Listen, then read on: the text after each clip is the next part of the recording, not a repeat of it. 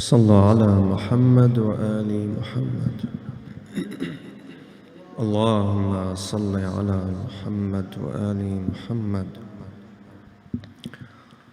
بسم الله الرحمن الرحيم. اللهم صل على محمد وآل محمد. اللهم إني أدعوك كما أمرتني فاستجب لي كما وعدتني إنك لا تخلف الميعاد.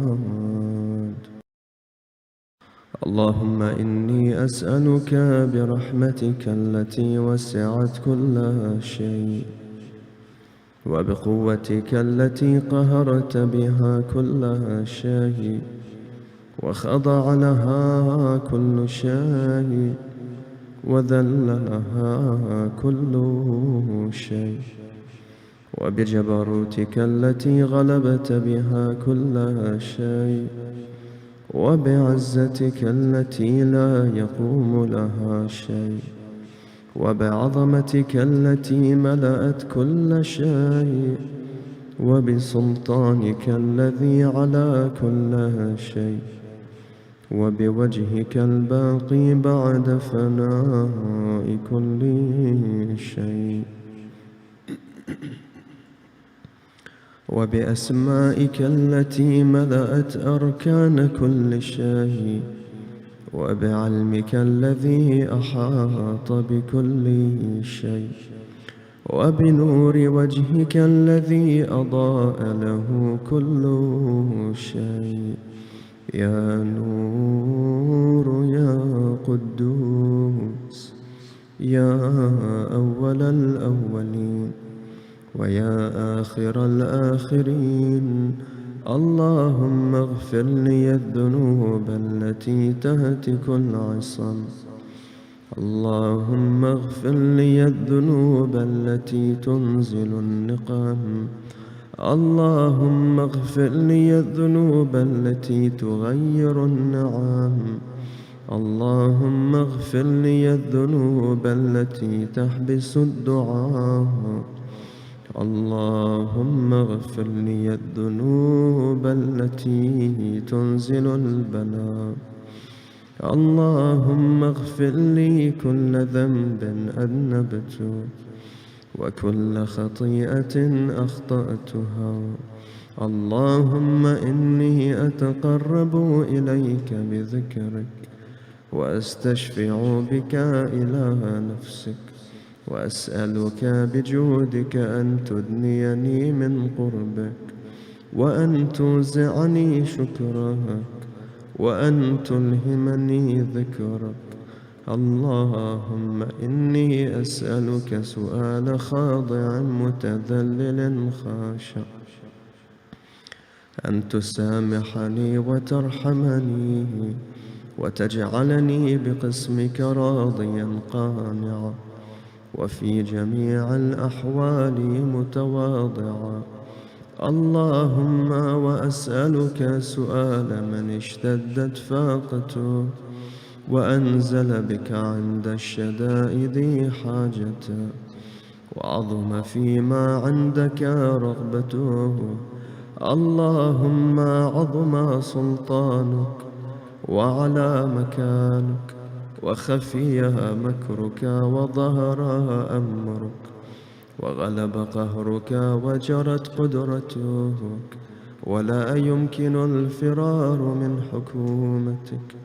اللهم لا أجد لذنوبي غافرا ولا لقبائحي ساترا ولا لشيء من عمل القبيح بالحسن مبدلا غيرك. لا إله إلا أنت سبحانك وبحمدك ظلمت نفسي وتجرأت بجهلي وسكنت إلى قديم ذكرك لي ومنك علي. اللهم مولاي كم من قبيح سترته وكم من فادح من البلاء أقلته وكم من عثار وقيت وكم من مكروه دفعته، وكم من ثناء جميل لست أهلا له نشرت. اللهم عظم بلائي، وأفرط بي سوء حالي، وقصرت بي أعمالي، وقعدت بي أغلالي، وحبسني عن نفعي بعد آمالي، وخدعتني الدنيا بغرورها، ونفسي بخيانتها، ومطالي يا سيدي. فأسألك بعزتك ألا يحجب عنك دعائي سوء عملي وفعالي، ولا تفضحني بخفي ما اطلعت عليه من سري، ولا تعاجلني بالعقوبة على ما عملته في خلواتي من سوء فعلي وإساءتي، ودوام تفريطي وجهالتي، وكثرة شهواتي وغفلتي. وكن اللهم بعزتك لي في كل الأحوال رؤوفا، وعلي في جميع الأمور عطوفا.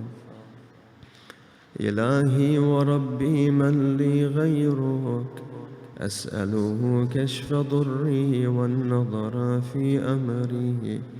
إلهي ومولاي، أجريت علي حكما اتبعت فيه هوى نفسي، ولم أحترس فيه من تزيين عدوي، فغرني بما أهوى وأسعده على ذلك القضاء، فتجاوزت بما جرى علي من ذلك بعض حدودك، وخالفت بعض أوامرك، فلك الحجة علي في جميع ذلك، ولا حجة لي فيما جرى علي في قضاءك.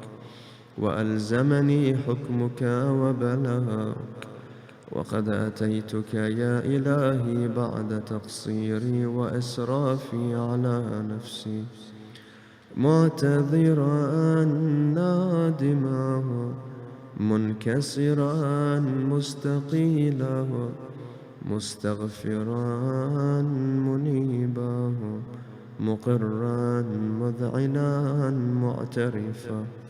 لا أجد مفرا مما كان مني، ولا مفزعا أتوجه إليه في أمري، غير قبولك عذري وإدخالك إياي في سعة من رحمتك.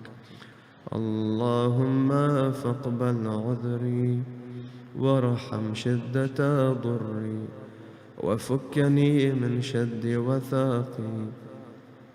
يا رب ارحم ضعف بدني، ورقة جلدي، ودقة عظمي. يا من بدأ خلقي وذكري وتربيتي وبري وتغذيتي، هبني لابتداء كرمك وسالفي برك بي.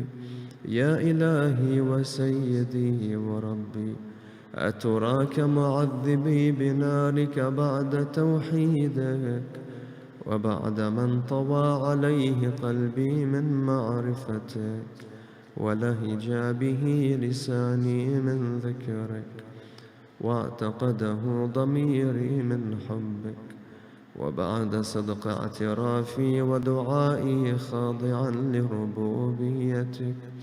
هيهات أنت أكرم من أن تضيع من ربيته، أو تبعد من أدنيته، أو تشرد من آويته، أو تسلم إلى البلاء من كفيته ورحمته. وليت شعري يا سيدي وإلهي ومولاي، أتسلط النار على وجوه خرت لعظمتك ساجدة، وعلى ألسن نطقت بتوحيدك صادقة، وبشكرك مادحة، وعلى قلوب اعترفت بإلهيتك محققة، وعلى ضمائر حوت من العلم بك حتى صارت خاشعة، وعلى جوارح سعت إلى أوطان تعبدك طائعة، وأشارت باستغفارك مذعنة ما هكذا الظن بك، ولا أخبرنا بفضلك عنك يا كريم يا ربي، وأنت تعلم ضعفي عن قليل من بلاء الدنيا وعقوباتها، وما يجري فيها من المكاره على أهلها، على أن ذلك بلاء ومكروه قليل مكثوه، يسير بقاؤه، قصير مدته، فكيف احتمالي لبلاء الآخرة وجليل وقوع المكاره فيها، وهو بلاء تطول مدته ويدوم مقامه، ولا يخفف عن أهله، لأنه لا يكون إلا عن غضبك وانتقامك وسخطك، وهذا ما لا تقوم له السماوات والأرض. يا سيدي، فكيف بي وأنا عبدك الضعيف الذليل الحقير المسكين المستكين؟ يا إلهي وربي وسيدي ومولاي، لأي الأمور إليك أشكو، ولما منها أضج وأبكي، لأليم العذاب وشدته أم لطول البلاء ومدته؟ فلئن صيرتني للعقوبات مع أعدائك، وجمعت بيني وبين أهل بلائك، وفرقت بيني وبين أحبائك وأوليائك، فهبني يا إلهي وسيدي ومولاي وربي. صبرت على عذابك، فكيف أصبر على فراقك؟ وهبني صبرت على حر نارك، فكيف أصبر عن النظر إلى كرامتك؟ أم كيف أسكن في النار ورجائي عفوك؟ فبعزتك يا سيدي ومولاي أقسم صادقا، لئن تركتني ناطقا لأضجن إليك بين أهلها ضجيج الآملين، ولا أصرخن إليك صراخ المستصرخين، ولا أبكين عليك بكاء الفاقدين، ولأنادينك أين كنت يا ولي المؤمنين، يا غاية آمال العارفين، يا غياث المستغيثين، يا حبيب قلوب الصادقين، ويا إله العالمين. أفتراك سبحانك يا إلهي وبحمدك تسمع فيها صوت عبد مسلم سجن فيها بمخالفته، وذاق طعم عذابها بمعصيته، وحبس بين أطباقها بجرمه وجريرته، وهو يضج إليك ضجيج مؤمل لرحمتك، ويناديك بلسان أهل توحيدك، ويتوسل إليك بربوبيتك يا مولاي. فكيف يبقى في العذاب وهو يرجو ما سلف من حلمك؟ أم كيف تؤلمه النار وهو يأمل فضلك ورحمتك؟ أم كيف يحرقه لهيبها وأنت تسمع صوته وترى مكانه؟ أم كيف يشتمل عليه زفيرها وأنت تعلم ضعفا؟ أم كيف يتقلقل بين أطباقها وأنت تعلم صدقا؟ أم كيف تزجره زبانيتها وهو يناديك يا رباه؟ أم كيف يرجو فضلك في عتقه منها فتتركه فيها؟ هيهات ما ذلك الظن بك، ولا المعروف من فضلك، ولا مشبه لما عاملت به الموحدين من برك وإحسانك، فباليقين أقطع لولا ما حكمت به من تعذيب جاحديك، وقضيت به من إخلاد معانديك، لجعلت النار كلها بردا وسلاما، وما كانت لأحد فيها مقرا ولا مقاما، لكنك تقدست أسماؤك أقسمت أن تملأها من الكافرين من الجنة والناس أجمعين، وأن تخلد فيها المعاندين، وأنت جل ثناؤك قلت مبتدئا وتطولت بالإنعام متكرما، أفمن كان مؤمنا كمن كان فاسقا لا يستوون. إلهي وسيدي، فأسألك بالقدرة التي قدرتها، وبالقضية التي حتمتها وحكمتها وغلبت من عليه أجريتها، أن تهب لي في هذه الليلة وفي هذه الساعة كل جرم أجرمته، وكل ذنب أذنبته، وكل قبيح أسررته، وكل جهل عملته، كتمته أو أعلنته، أخفيته أو أظهرته، وكل سيئة أمرت بإثباتها الكرام الكاتبين الذين وكلتهم بحفظ ما يكون مني،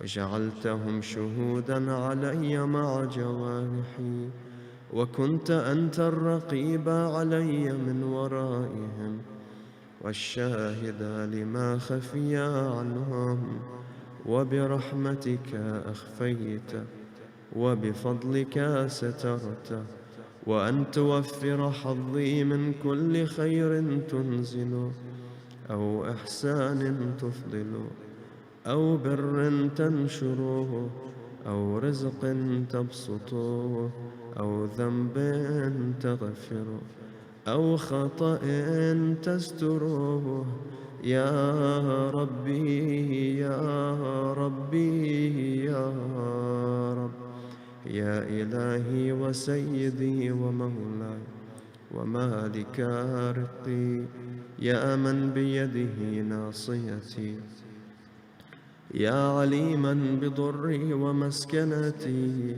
يا خبيرا بفقري وفاقتي، يا ربي يا ربي يا رب، أسألك بحقك وقدسك وأعظم صفاتك وأسمائك أن تجعل أوقاتي من الليل والنهار بذكرك معمورا، وبخدمتك موصولا، وأعمالي عندك مقبولا، حتى تكون أعمالي وأورادي كلها وردا واحدا، وحالي في خدمتك سرمدا، يا سيدي يا من عليه معولي، يا من إليه شكوت أحوالي، يا ربي يا ربي يا رب، قو على خدمتك جوارحي،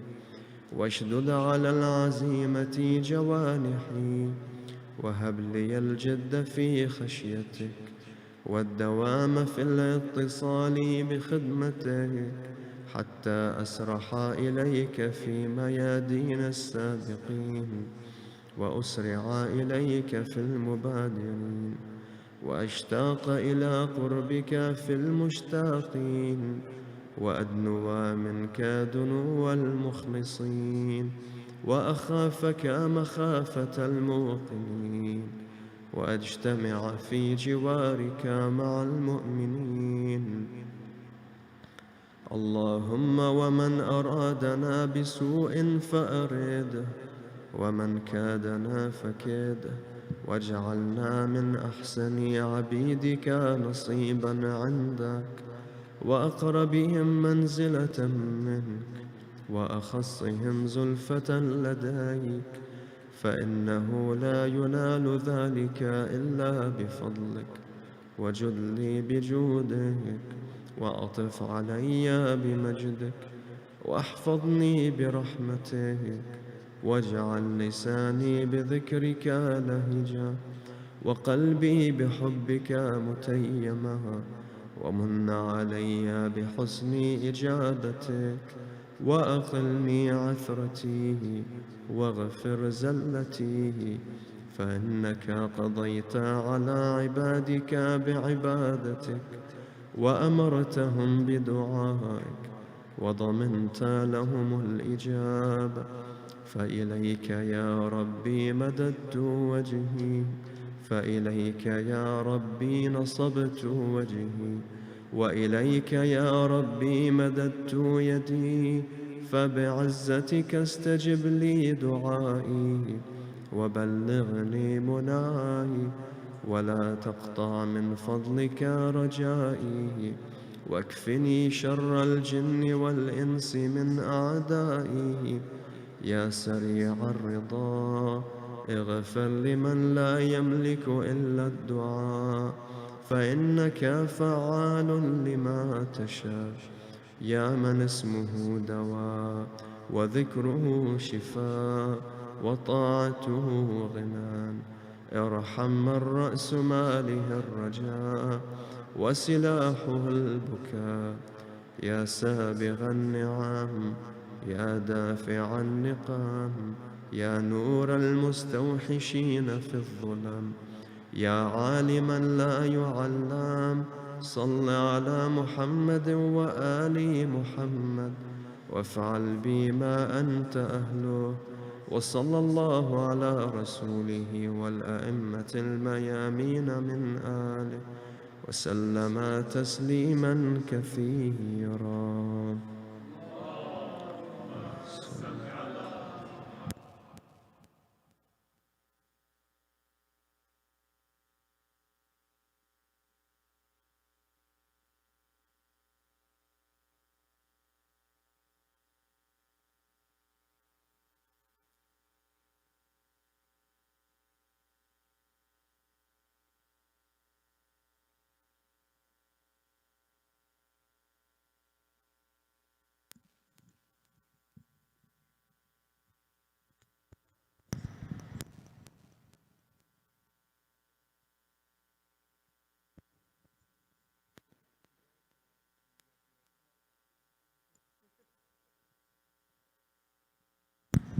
Assalamu alaikum, everybody.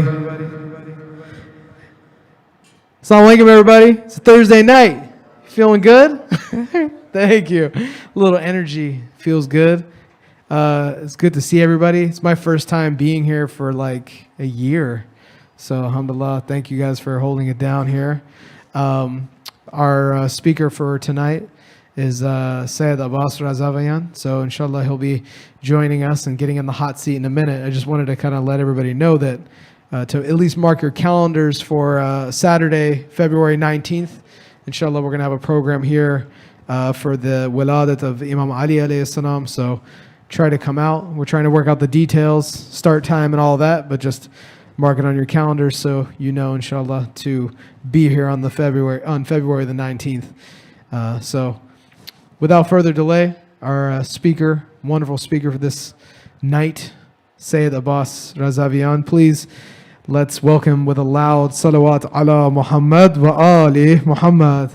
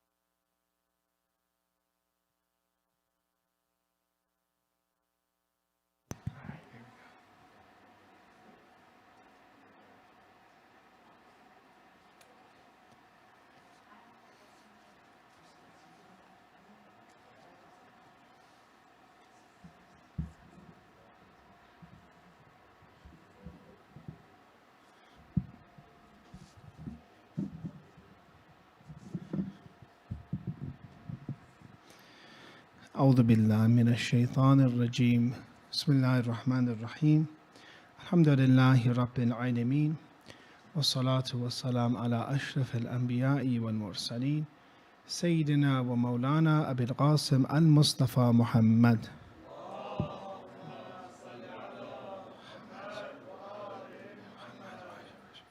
وعلى أهل بيته الطيبين الطاهرين ولعنة الله على أعدائهم إلى يوم الدين. One of the important du'as we have in the month of Rajab, as you know, Rajab is al-asab, Rajab that pours down. And in this month, the ni'mat and blessings of Allah are pouring down. And one of the best way for us to take advantage of this month is to read du'a, like what you just did right now. You made du'a and you read supplication. And this is one of the most important virtues of man, is that he makes du'a. Yes, animals we have in the Quran, that everything in the world, they glorify Allah, they do tasbih. But that specific supplication, those long supplication and connection and the ta'alluh and becoming godly is something that is the responsibility and you could say the virtue of man. It's what distincts him, and the distinction of man and animals is that ability to connect to God, to talk to God. So if it wasn't for our dua, what worth would we have? And this is basically one of the meanings of the verse of the Quran. If you didn't make dua, what worth would you have? When you make dua, before we talk about this dua, Ya man arjuhu li kulli khair, which is very nice dua, and I believe that you can understand God from this dua. One of the very important things about making dua is this, is that you are testifying that you're insufficient, that you have needs. One of the biggest mistakes that man has always made is that they thought they were independent. They thought they don't need God. So when you're making dua and you're saying, Allah help me, or whatever dua, and give me dunya, give me akhirat, help me in this exam, help me in work, help me in a financial situation, help me in my family, you're saying that I need help, that I am not independent. I cannot solve my problems by myself. That's the first thing. That's the beauty of dua, that in it is ubudiyyah, that is the worship of God. In it is servitude and being a slave of God. Every dua you make, you're saying that I am in need, I am faqir. And at the same time, what else comes out for inside that dua when you make dua? That God, you have everything. You are ultimate completion, you are ultimate perfection. You have, I don't have. That is what dua means. And that you see when you look at the names of God, each of them are the virtues of God, the names of God, and it is a completion that God has. And every type of completion you see in this world, if it's jamal and beauty, if it's azumat and power and magnificence, Allah is the source of it. If it's knowledge, Allah is the source of it. So our duty is to take and get these attributes of perfection from Allah and make ourselves perfect. But what is that main attribute of God that allows Him to give to us is Him being Rahman, Rahim, His mercy. You can say if He didn't have this attribute, then He wouldn't give to us. He had it just for Himself. He has knowledge, He has power, He has hayat, He's life. But why would He give it to us? Because Ar-Rahman, Ar-Rahim, He likes to give. Especially in this month. Especially in this dua. When you look at this dua, in this way that you pray to God. And that is why it's so important to focus on that Rahmaniyat of God. The God that is all merciful, the God that is compassionate, the God that loves you. In hadith we have it, how God treats us is how we perceive Him. How do you perceive God? Do you see Him as the forgiver of sins? Then He will forgive your sins. If you see Him as, oh, maybe, sometimes people are childish when they make dua. They say sometimes, God, you see sometimes in movies, or I'll make this prayer and I won't ask you for anything else. Just give me this. I won't ask you. I won't bother you anymore. Just give me this, give me this Lego set or something. It's childish, Give me Oreos or something. I don't know. But that's not how it works. You're constantly needing to ask God for everything. All of khair is from Him. Everything is from Him. There's nothing that is from us. And that is what Tawheed is. And that is what monotheism is. And that is what the oneness of God is. We are nothing and Allah is everything. Allahu Akbar. So look at this dua. Ya man arjuhu li kulli khair. O He from whom I hope for every good. This dua from different books, from great books, from Kashi has it, Misbah al-Mutahajjid of Shaykh Tusi has it, Al-Kafi even has it except the end. Different books. So you come to the conclusion, in general, this cannot be a dua that's denied. It's in general from the Imams. And it's interesting, this is one of those du'as you grab your beard and you kind of wiggle your hand. I don't know, have you seen that before or no? And this part of the du'a, at the end, and if we get to that section, and there's a little bit of ikhtilaf about that part, when you should grab your beard or you should grab your chin, but how it has harrim shaybati ala nar, my white hair of my beard, make it haram on the fire. So some ulama, for example, say from the beginning to the end, you do this, and this is a sign of, testifying, or a sign of, you could say, I don't know, forgiveness or different things that it could mean, that you're shaking your hand, but you're grabbing your chin. So this is, I don't know, you've seen this or not, but this is, some of the ulama say chin, so, women can do this. It's not necessarily beard, they say chin. So kids can do it too, so it fits everybody and makes everybody happy. So that's important. You want to make everybody happy. So this dua, we says sanadan is tamam, basically. And the way you do it, if you want to do it from the beginning, but what's mashhur is at the end, when you call those names of God, Ya Dhal Jalali wal Ikram, Ya Dhal Ni'mai wal Jood, that part you grab your beard, or you can say chin, and you wave your hand. The first line, in this dua there's 4 nidas. Nida in Arabic is the vocative form where you call. You're calling Allah. Remember, we don't immediately ask God for things. The adab of dua is you praise God first. So, Surah Al-Hamd, Bismillah ar-Rahman ar-Rahim, you're talking about His being ar-Rahman ar-Rahim, Maliki yawmiddin, Iyaka na'budu, Iyaka nasta'een. Then that only one dua, then you say, Ihdina sirat al-mustaqim. God, guide me, guide us to the right path. We'll mention, and we didn't mention it here, from Imam Hadi alayhi salam, just a side note from Ziyarat Qadir. Once Imam Hadi alayhi salam, when he was forced to go to Samarra, in the first year, I believe, he went and did Ziyarat of Imam Ali, and it happened to be on Qadir. And he addressed Imam Ali as that you are Sirat al-Mustaqim, that you are the straight path. Imam Hadi, that Ali alayhi salam is Sirat al-Mustaqim.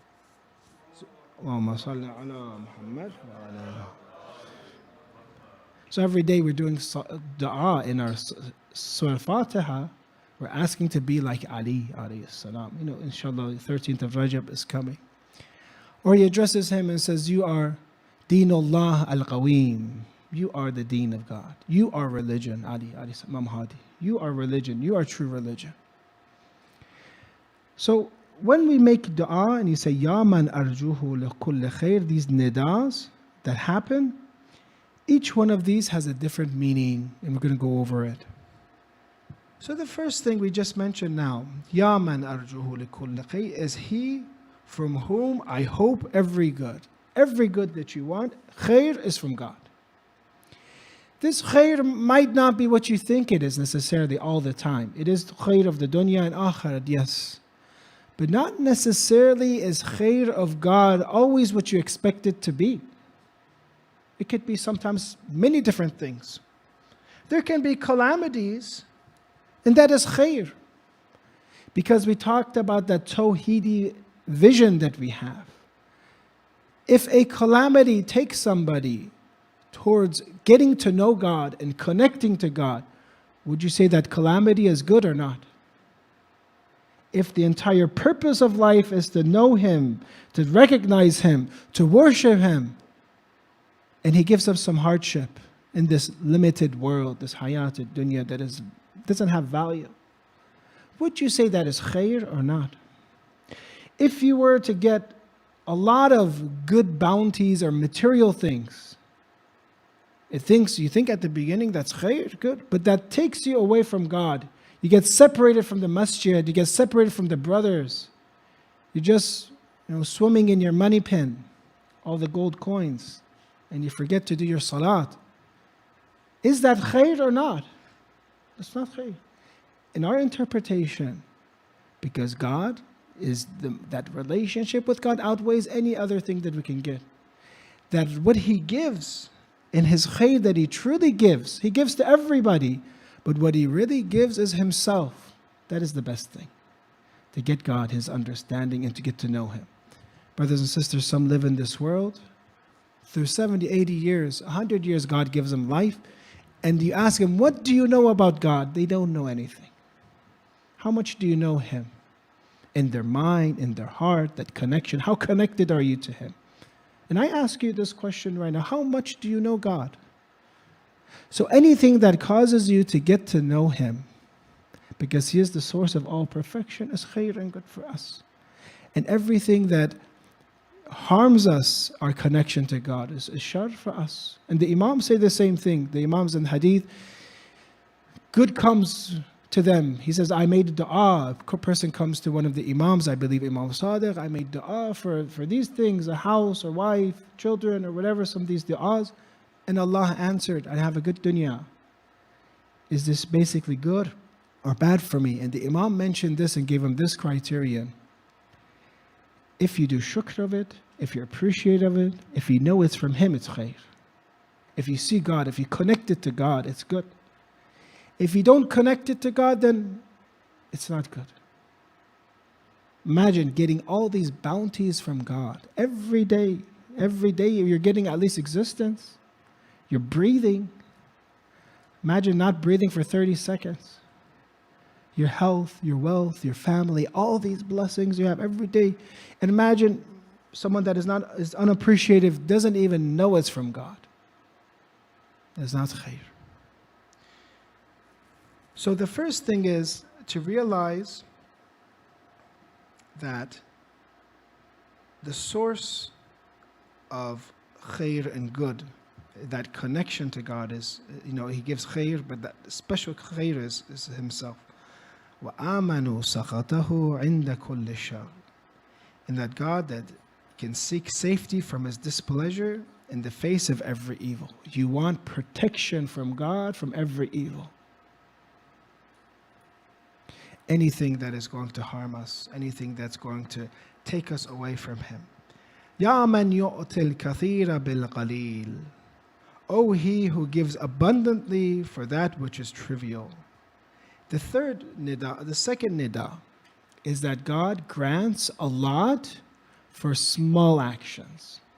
Many of the ulama or rafa, they say this, they say that I didn't do much to that spiritual status that they had. They say, I didn't do much. I just took one step towards God, and the rest He took me. Maybe us, this alhamdulillah, the fact that not because of me, but we're here together making dua and coming to the night of, the eve of Friday and connecting to God.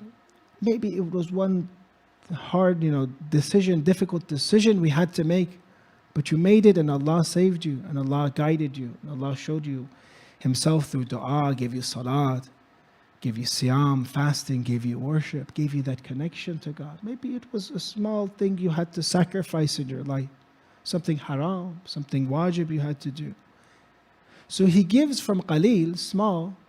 He just wants us to do it. We have free will. He helps us, But then He gives kathir. He gives a lot. He gives blessings and blessings and blessings to that person. And that you ask that person, how do you feel about your life now that God is in it? They say, you cannot compare to that life of doubt, that life of that I didn't have taqwa, that I was inside corruption.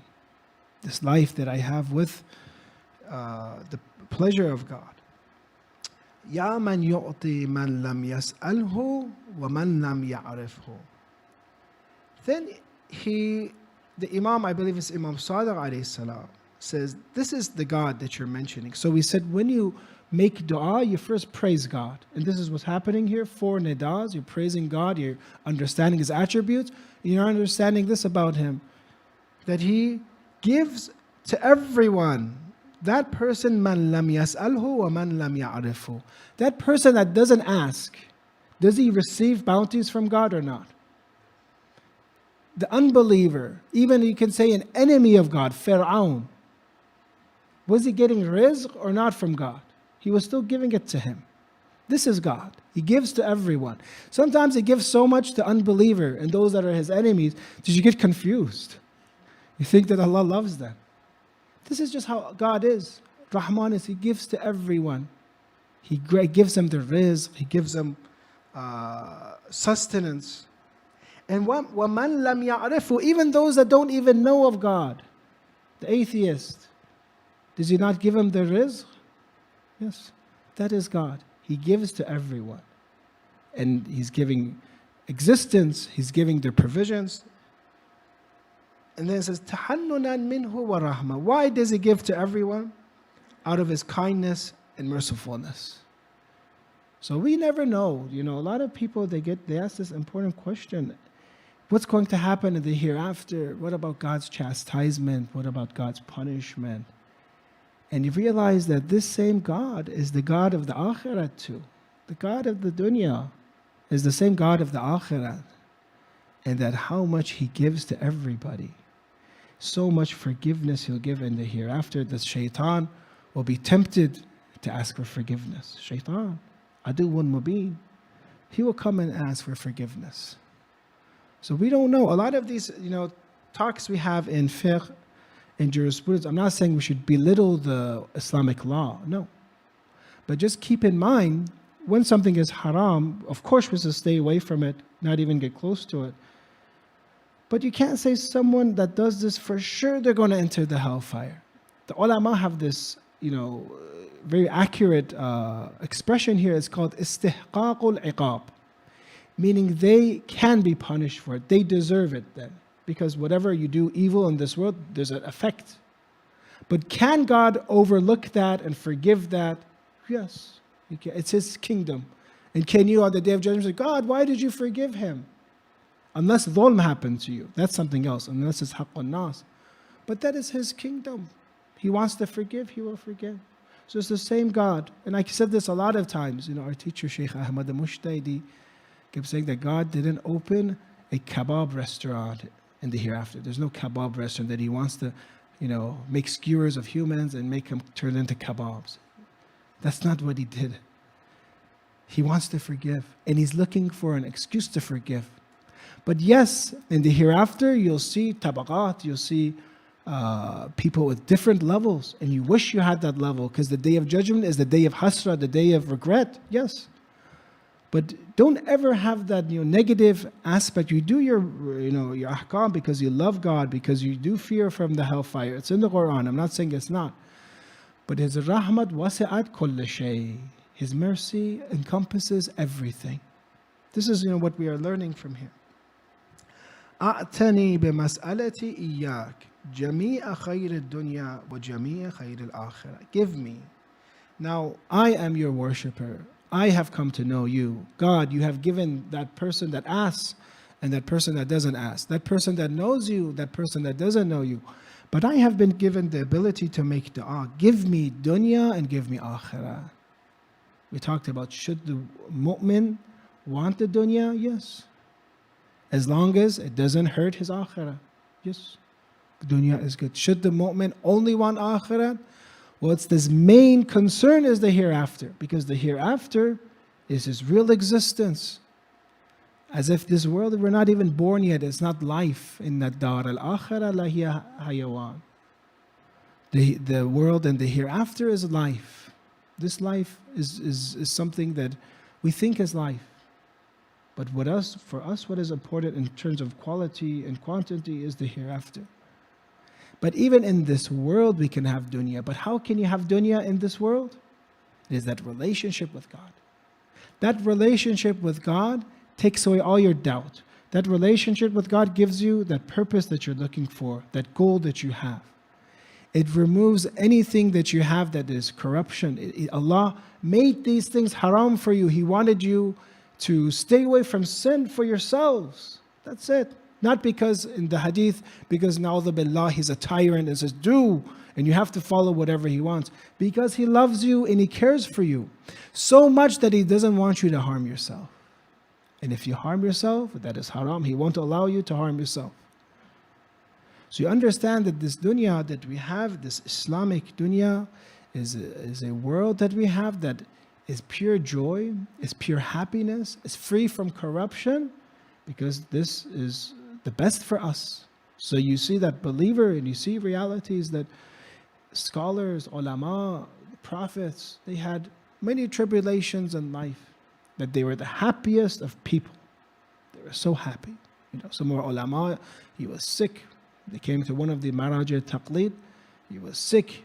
He was poor. He didn't have anything, but he was so happy. You say, Alhamdulillah, Alhamdulillah. Why? Because of that connection. So this is how you get dunya. Islam gives you dunya too because it gives you order in your life.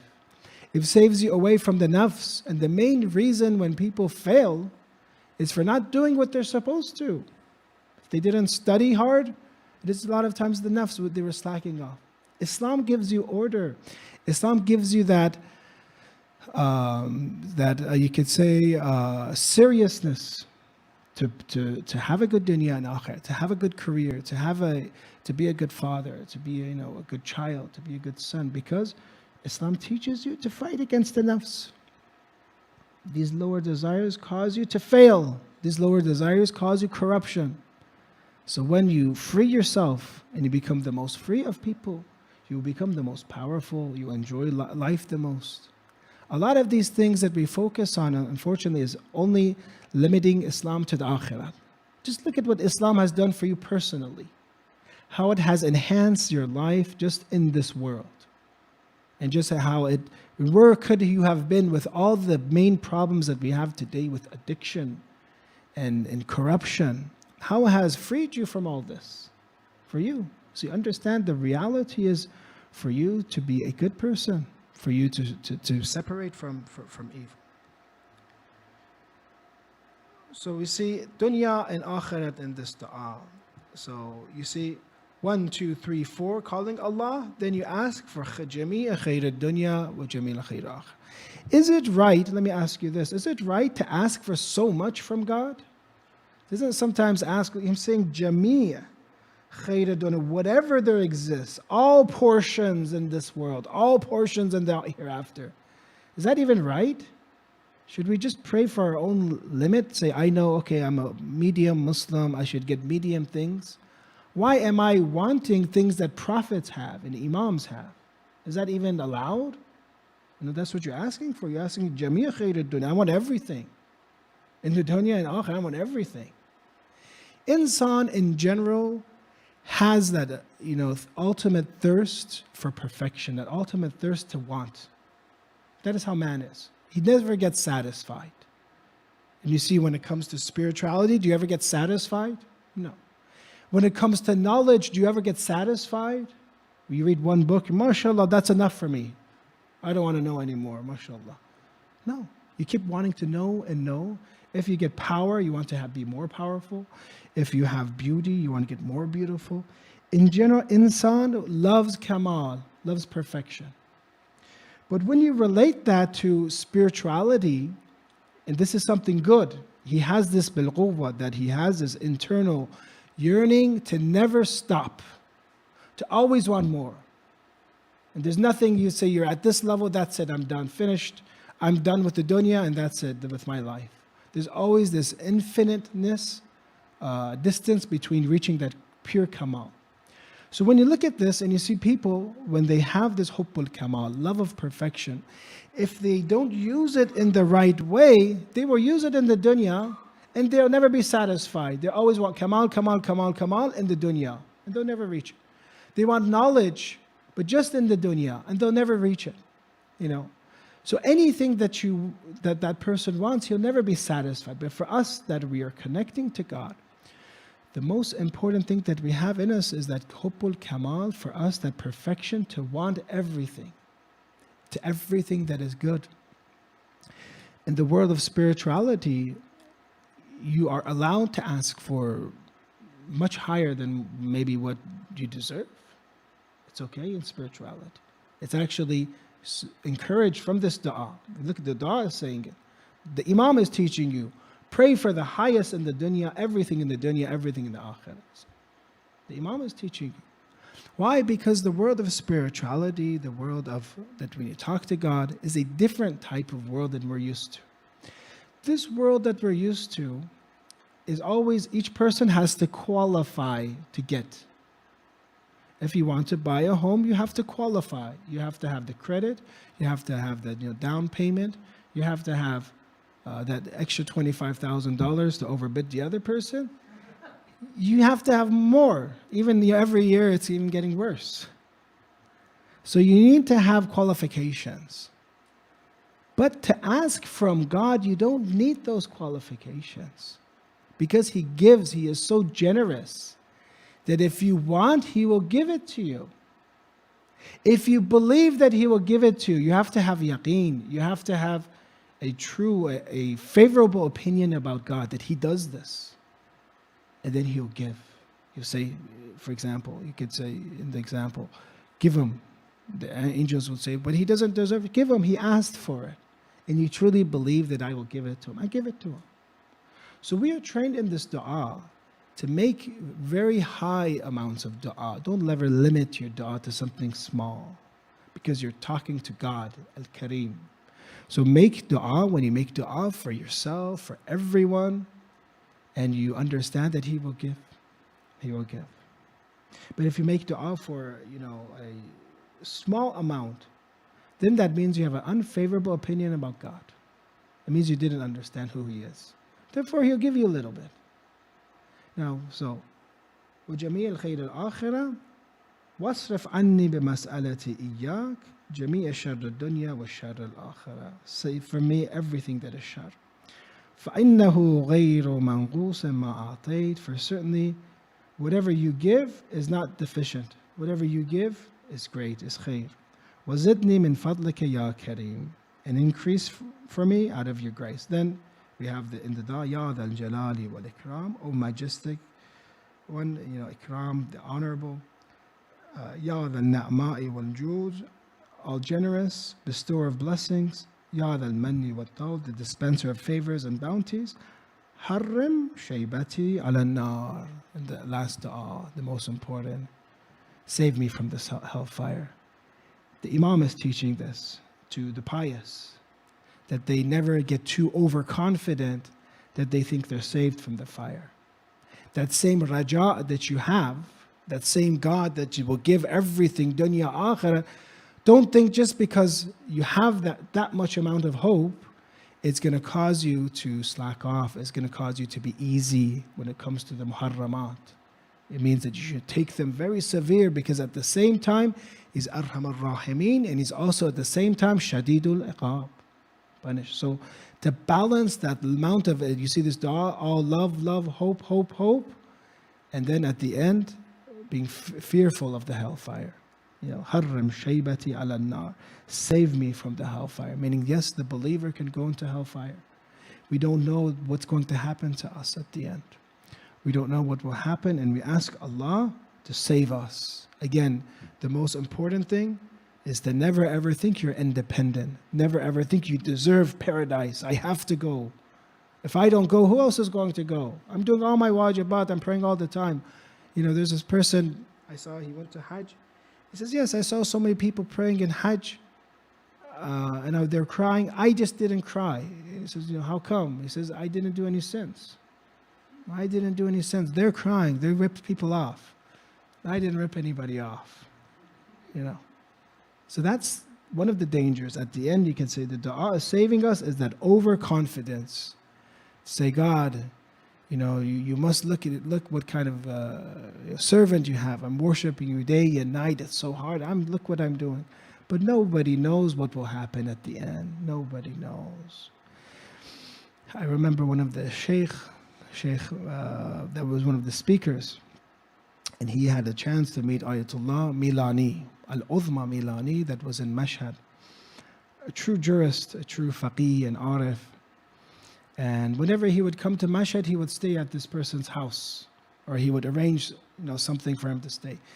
This time he didn't. He didn't stay. And when Ayatollah Milani was walking, he saw him randomly. He just saw him walking because he would walk, from those people that were praying in Mashhad in the shrine. He would walk across to go home or whatever. And he saw this sheikh, and he was young, and he said that, basically young, he said, how come you don't come to my house? How come you don't allow me to serve you? You're, at the shrine of, you're a guest of Imam Rida salam. And he told him that Imam Rida, the 8th Imam, gives a different type of attention to those that are visiting than those that live in Mashhad. So there's a special inayat, attention that he gives to the visitor. And he says, when you stay at my house, marja taqlid arif. Actually, this Ayatollah Milani, they say one of the ways that his surgeon that came from Europe, and he did perform surgery on him, that he became Muslim was from the du'as he would do when he was waking up from sedation. When he was sedated, he was waking up and mentioning dua Abu Hamza and how beautiful this dua is. And he was asking in translate, what is he saying? What is he saying? He's waking up. And then he answers, he says, I did a lot of operation on different, religious people, different clergy. A lot of them, when they're waking up, they can't hide that state they have. They were singing songs that, normal people were singing. They're reciting songs. He is doing dua, making dua, and he's just waking up. That's nothing he can do on purpose. He says, what does this dua mean, Abu Hamza Thamadi? And then he understood it and became Muslim. This is Ayatollah Milani. In his waking up, he would do Abu Hamza Thamadi, I believe. So he tells them, he says, stay at my place when you do ziyarat, but I just want you to ask this. Go there and tell Imam Rida this. This is just what I want in return. That Ayatollah Hadi Milani, ask Imam Rida, just make dua that when he leaves this world, that he dies as a Muslim. Tell Imam Rida this. Hadi Milani dies as a Muslim. So we don't know our aqibah. We don't know what's going to happen at the end. And when they ask us, Man Rabbuk, Man Nabiyyuk, who's your prophet, who's your Imam, who's your Rabb, who's your Lord? And we always have this fear in us that we don't know what's going to happen. And we should always balance this with hope and fear. You have ultimate hope and ultimate fear. And yes, it could be balanced together. That you are never too overconfident in yourself that you say, I are guaranteed heaven. So we made dua to allow me to live this world as a Muslim. So this is a beautiful dua. Let's recite Salawat ala Muhammad wa ali Muhammad wa ajil fajr.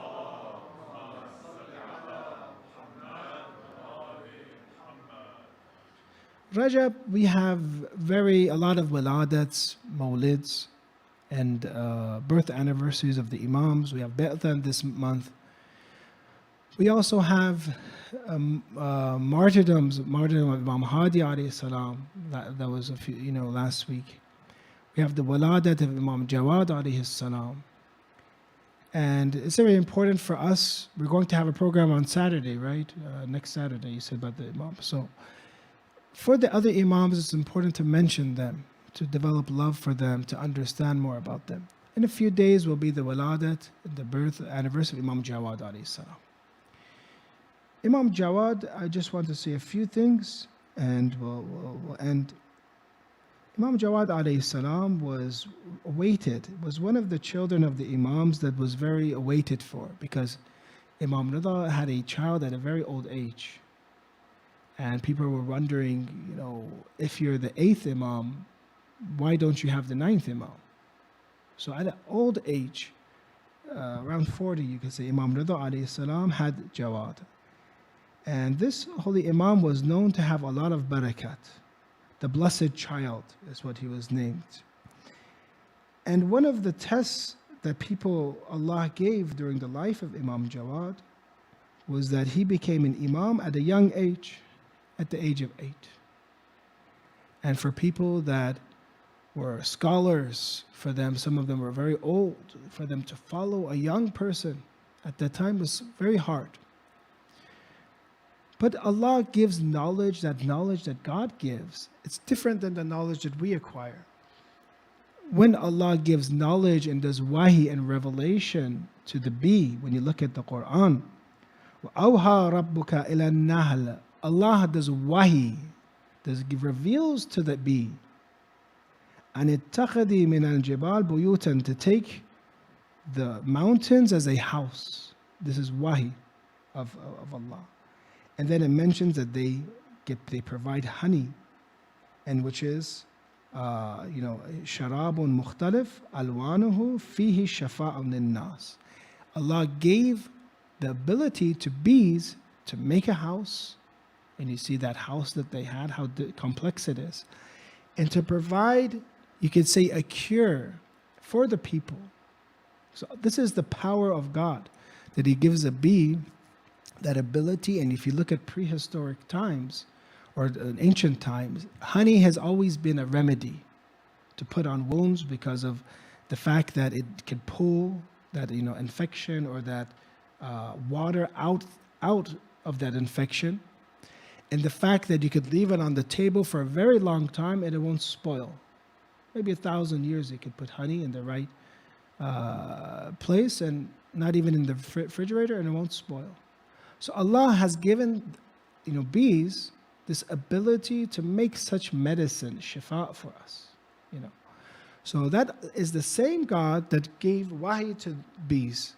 Can He not also give wahi to a human being, a child? Yes. Look at Jesus alayhi salam, Isa alayhi salam. He was speaking as a child. He gave him that ability to speak. So therefore, that Allah that makes the bee and gives revelation to the bee can also give knowledge to the 8-year-old Imam Jawad alayhi salam. It doesn't matter. It's the same powerful Lord. And you see, many of the things, the stories and capabilities of the Imams we have are already in the Quran. It's not anything added. They already happened to other people. It already gives you that, that knowledge. And the last thing, we'll share this hadith from Imam Jawad and we'll end. إظهار الشيء قبل أن يستحكم مفسدة له. From Imam Jawad alayhi salam, to show a matter before preparing for it properly is spoiling it. إظهار الشيء قبل أن يستحكم. يستحكم means something becomes muhkam, something becomes solidified. Mentioning something that has not already been finalized is a mafsada for it, corrupts it. So, I'm not trying to say be very secretive or not, but just remember, when you have important things in your life and you want to make sure that that thing does happen, maybe you don't have to idhar shay, you don't have to tell everybody about it. Just wait a little bit, be patient, allow it to happen, and then you tell them. So a lot of our other sayings we have is to hide where you're going, how much money you have, your madhab. Why? Because if you always are going to share everything, there's obviously evil in this world. Somebody knows about that. They can plot against you, plan against you. They can even use the evil eye and say, I wish I was there. And somehow your trip gets delayed or doesn't happen. So you always have that circle of trust, obviously. You have a group of people that you trust. But do you need to do idhar or shay, tell everyone about everything all the time and put it on social media? No. In this hadith it says idhar or shay qabla an yastakima mafzadatun la. It can spoil it. It will spoil it. So we have to be very careful with our plans and our lives, especially things that are very important for us. And you don't have to tell everyone everything. It is the night of Friday. It is the night that we remember Ahlul Bayt alayhimus salam. We need to encourage and practice crying for the Imams if we can lower and dim the lights. I appreciate it. It is the night of the ziyarat of Imam Hussein alayhi salam. How beautiful it is, those that are visiting Imam Hussein in such a night. They're in Karbala. Inshallah, such a night will be for us. Remember, when we talk about God and religion, those that have practiced this perfectly are Ahlul Bayt alayhi salam. And we ask God, just how Adam alayhi salam asked God and mentioned these holy names of the five, that because of Ahlul Bayt, may Allah give us this very high position, give us all of khair of the dunya and akhirah. Imam Hadi alayhi salam, it was his martyrdom last week, and he was forced to go to Samarra, a military zone. And a loving Imam, an Imam that everyone loved, was taken to Samarra. He had a very difficult time with the Abbasids, a very difficult time with Mutawakkil. When he was taken first to Samarra, you see some of the similarities of Imam Hadi alayhi salam to Imam Hussein. Imam Hadi alayhi salam was taken to an area that was called a kharaba, a ruined area, a destroyed area. Imagine a demolished area, a zone that people don't usually live. And he is the holy Imam, and instead of taking him to where he deserves that respect, you take him to a destroyed area to bring down his honor. But in the same way, Imam Hussein alayhi salam, his family, his daughters, when taken to Sham, they were also taken to such an area, kharaba, an area that was destroyed, ruined. The second similarity of Imam Hadi to Imam Hussein was that Imam Hadi alayhi salam was forced to enter a majlis of khamr, a gathering of alcohol, a gathering of drinking. Mutawakkil Abbasi, we have even offered the holy Imam alcohol. And the Imam mentions that our flesh are separated from this. Our flesh is separated from this. And he is drinking and forcing the Imam to be there, and mentions to him that, why don't you recite poetry? And recites poetry that brings Mutawakkil to tears. He talks about how many kings that basically lived in their palaces, that they became the food of worms. Imam Hussein alayhi salam may be sacrificed for Abi Abdullah alayhi salam, that your Imam, the head of your holy Imam, the family of the Imam, when brought to the court of Yazid, was a majlis of alcohol. But this time Imam Hussein was martyred. This time Imam Hussein's head was being poured alcohol. Yazid was playing with the lips of Imam Hussein alayhi salam. Something that Ahlul Bayt were far away from, khamr and fuqa, and drinking. That Ahlul Bayt, Lady Zainab alayhi salam, has to see this situation, that my brother, the head of my brother, while Yazid is playing with the lips of Imam Hussein with a stick and pouring alcohol on him. Inshallah, may Allah make us and our progeny and our generations mufariqan bi akhlaq aduwik, separated us from the akhlaq and behavior of the enemies of Ahlul Bayt. One of the things that they did was drink alcohol. May Allah separate us and our progeny, inshallah, from alcohol, inshallah. Ya Allah, we ask you to give us the ziyarat of Ahlul Bayt, inshallah. Give us shafaat of Ahlul Bayt. Give us love of Ahlul Bayt, inshallah. Give us ma'rifatullah. Allow us to know God. Allow us to obey God. Allow us to realize God in every part of our lives, inshallah. May Allah expedite Imam Mahdi, the guided one, the one that will cover the world and surround the world with guidance, inshallah. May Allah forgive all of those that have deceased and give shafaat to all of those that have been sick. Let's recite salawat ala Muhammad wa ali Muhammad, inshallah.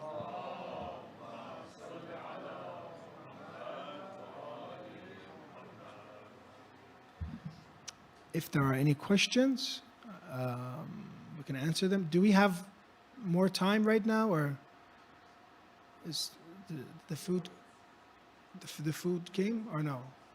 Is it here? The food came? Yes. Oh, it's here. Okay. So one question then. I'm just kidding. So does anybody have any questions? Is your question what's for dinner? What toppings? Do we have jalapenos tonight, inshallah? No. Okay, good. Yeah, some people might burn. All right. Inshallah. How do we make sure we take advantage of all these waladat and martyrdoms and all these events? I know we have so many, but sometimes it feels overwhelming. You have a birth and the next day you have a death. You feel like you feel like you're not taking advantage of these days sometimes. So how would you leverage? Very good question. Month of Rajab has a lot of these events. Some months have a lot. Like Rajab, it started with Imam Baqir alayhi salam, Imam Hadi, then we have Imam Jawad alayhi salam, then Lady Zainab alayhi salam, then the Waladat of Imam Ali, then Bi'atha.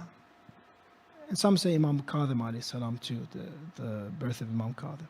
So the best way that because alhamdulillah, I'm blessed with speaking, so I usually have to study no matter what, even if I don't want to. But in general, if I'm not speaking, I would try to read more about that specific imam. Read from books of history, read whatever you can there are many sources online. Try to read more about them and try to, I'm also blessed, or if you are blessed, another language, try to listen to, if it's, either waladat, if it's, martyrdom, try to listen to something, recitation, lotmiya, for that specific imam. You can have a little majlis for yourself. You don't have to listen, in English, and if it's going to be something English, you can do it for Imam Hussein. You can listen, but you have a time for yourself where you are, crying for that imam. You're remembering him. Even if it's 15 minutes, 5 minutes, something like that, that you have a little majlis, because we don't have that, that blessing of having speeches every night or majlis every night or for all the imams. It would be nice if we had that, and I always encourage that. But you can have a majlis for yourself, a little speech. You can listen online, a speech that is about that imam, and a little, rosa or something crying for that imam. So you connect more with that imam from your mind and with your heart. And that will give you more every year. You'll see, you learn more stories, you learn more about that specific imam. And that's very important, because unfortunately that I see that a lot of times that lack of connection in the West to Ahlul Bayt, with that, with crying and taking these days. Do not ever allow it just to go as a normal day, ever. Just make sure, look at the calendar, there's apps, just to see what's going on, and make sure you do something, for that for yourself. Even with your family, it's even better. You can put it on something and you can all, cry together, inshallah. Or celebrate, if it's walada, celebrate, inshallah. Okay. It's getting cold, huh? The pizza's. Okay. Any other questions? Or okay. I'll be here. I'm at your service. If you have any other questions, I'll answer, inshallah. You want to do salams at the end, or?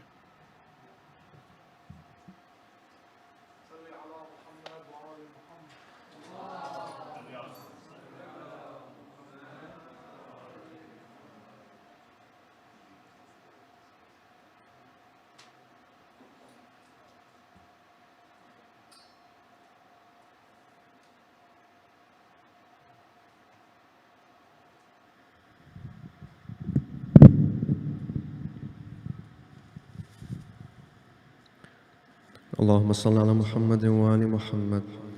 السلام عليك يا سيدي يا رسول الله، السلام عليك يا حبيب الله، السلام عليك يا خير خلق الله ورحمة الله وبركاته. السلام على مولاي أمير المؤمنين والسيد الوصيين وقائد الغر المحجلين ورحمة الله وبركاته. السلام على مولاتي فاطمة الزهراء سيدة نساء العالمين ورحمة الله وبركاته. السلام على سبطي الرحمة وإمامي الهدى الحسن والحسين سيدي شباب أهل الجنة ورحمة الله وبركاته. السلام على مولاي علي بن الحسين زين العابدين ورحمة الله وبركاته. السلام على مولاي محمد بن علي الباقر ورحمة الله وبركاته. السلام على مولاي جعفر بن محمد الصادق ورحمة الله وبركاته. السلام على مولاي موسى بن جعفر الكاظم ورحمة الله وبركاته.